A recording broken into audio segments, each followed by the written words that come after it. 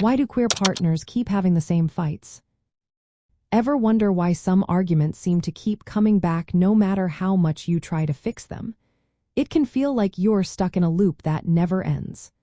Well, understanding why this happens is the first step to breaking free and building a stronger connection.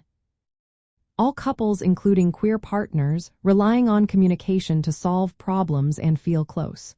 When communication works well, it helps clear up misunderstandings and builds trust. But if communication breaks down, the same issues tend to pop up repeatedly. This isn't just about what's being said, but how it's being shared and understood. One big reason for these recurring fights is that the real issues behind the arguments aren't fully addressed. For example, if one partner feels ignored or misunderstood, they might keep bringing up the same concern until they feel truly heard. In LGBTQ+ relationships, external pressures like societal stigma or discrimination can add extra stress. These pressures can make it harder to talk openly because fears or shame might block honest conversations. People also develop habits over time. Early in a relationship, partners might work hard to communicate clearly, but as time goes on, routines can slip. Assumptions replace questions, signals get missed, and unresolved feelings build up. For queer couples who might have fewer role models or support networks, it's easy to fall into these habits without realizing it.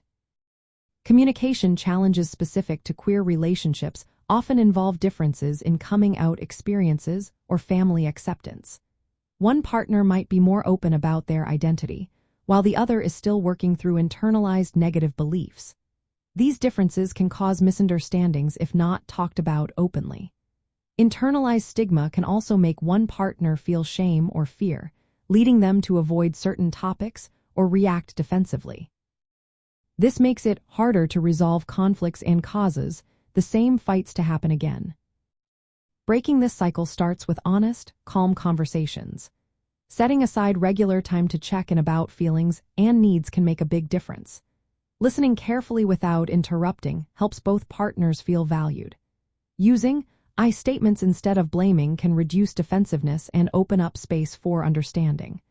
Validating each other's feelings, even when you disagree, builds trust and makes resolving conflicts easier. Sometimes fights are about more than what's on the surface. They can be signals that deeper fears or needs aren't being addressed. Talking about these underlying feelings can help partners understand what's really going on. For queer couples, seeking support from communities or professionals who understand their experiences can provide new tools for better communication. Having difficult conversations is part of a healthy relationship.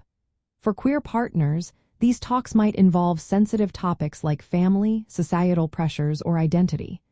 Approaching these with patience, empathy, and a willingness to listen creates a safe space for both. Remember, conflicts happen, but with practice, couples can learn to communicate better, reduce repeated fights, and grow closer. When both partners feel seen, heard, and respected, their connection becomes stronger and more resilient.